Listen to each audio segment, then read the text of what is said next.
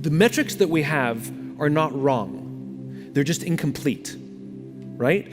The standard metrics that we have to measure our own success in our companies, profits and revenues, EBITDA, whatever you want to use, and the standard metrics we use to measure our own wealth, there's nothing wrong with those, they're just incomplete. That's like saying, when I chose to marry her, she's really good looking. Important. And is she a good person? Does she bring the best out in me?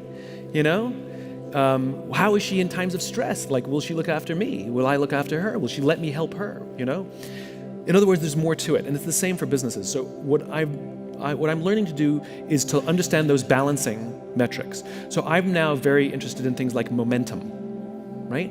Where I want to measure momentum as much as I want to measure accomplishment or sheer number. So here's what we do. We give somebody a financial goal, we say, hit that goal, right? And what we do is we don't know how they got there, right? They beg, borrow, and steal. The morale on their team is, if they're doing well, it's high. When they're doing badly, it's really low. They can't hold on to employees or team members. They keep quitting or getting fired. And it's kind of a mad dash. And then on the right day, on the right time, they hit the goal, and we give that person a bonus. There's another person who's building a team. Morale is really good all the time, whether it's good times or bad. Performance is not crazy highs or lows. It's just the steady growth. The team gets along great. And at the end of the financial year, that's where they end up and they miss their goal. We don't give that person a bonus. And so what I'm starting to pay attention to is momentum, right? And how we got somewhere. Clearly, this person's going to hit their goal in 16 months or 17 months. But to the rest of the organization, we told them, don't do this. We told the rest of the organization, do this. So what ends up happening is we are incentivizing behavior that's actually bad for the organization and bad for the team, because we make this the end-all be-all. So what I'm considering is not just were they able to hit the goal, but how's the momentum? And in reality, I want not to give this person a bonus, and I want to give this person a bonus because whatever they're doing, I want them to do more of that. Because in long term, this is way more valuable to my company than this.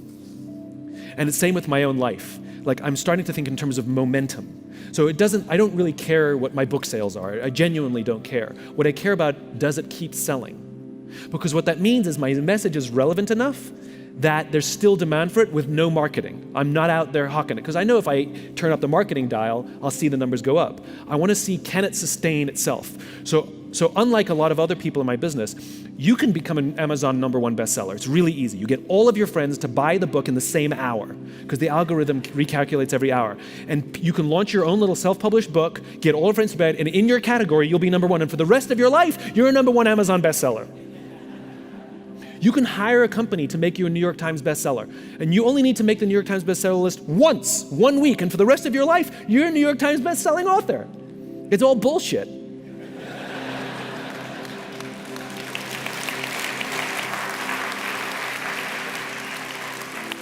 Or get all your friends to give you 5 stars on Amazon. You got a 5-star book and you sell 1 book a year. I don't ask any friends to write any Amazon reviews for me. I don't ask anybody to buy a book at a certain time. I've never hired a company to make me a New York Times bestseller. And the reason is because I actually want to know.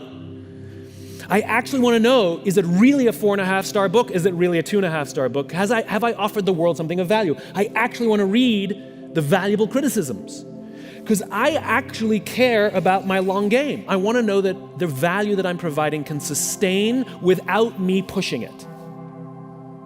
So in my own personal life and in my business, I'm looking for new ways to understand and measure momentum. And I'll add one other thing, because I can't help myself.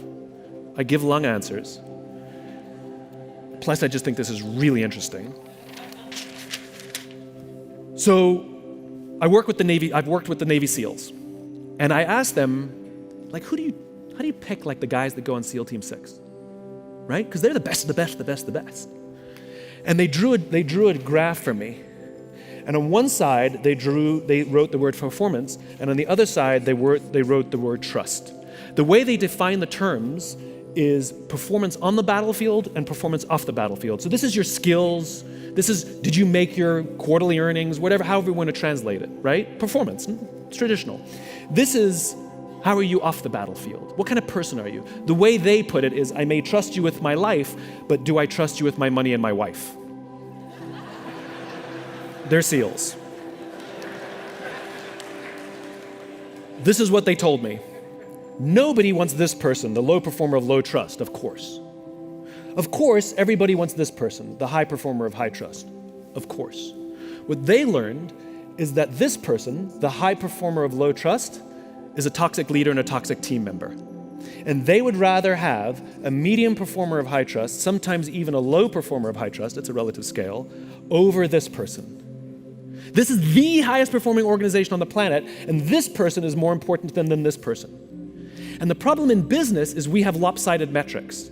We have 1,000,001 metrics to measure someone's performance and negligible to no metrics to measure someone's trustworthiness.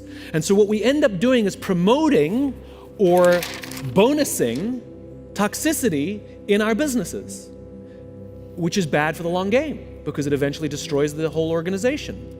The irony is it's unbelievably easy to find these people. Go to any team and say, who's the asshole? And